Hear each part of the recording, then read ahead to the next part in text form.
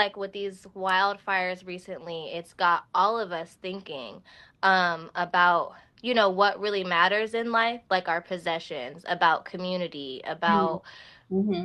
just like capitalism. There's a whole lot of things that come to mind, and then even your own personal lives about like what, like the inside, like your who, like what really is there after everything is gone, like what Yeah. really stays. Yeah. Yeah. Speak. um Mm. Yeah.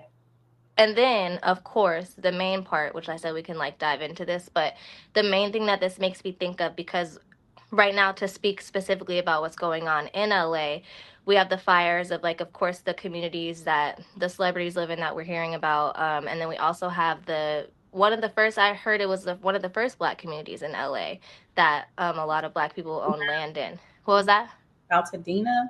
Yeah, Yeah. yep. And then you also have, while that's happening, I have a friend that lives in LA, who was telling me that they were doing ice raids right up the street, like using it as like a way, like literally right up the Doing street.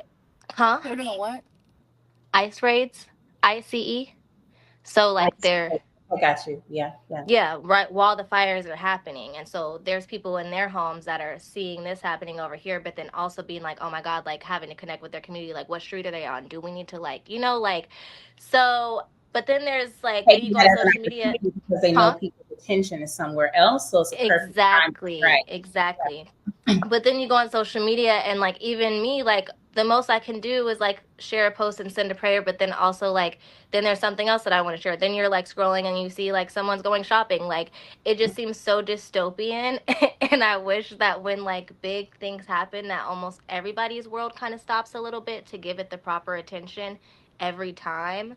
So that, and I know it's not possible all the way, but like I wish that we took everyone else's issues kind of a little bit more as our own, because I feel like that's the only way to really get to like the systematic errors, because it's all kind of across, like suffering somewhere is all affecting suffering everywhere.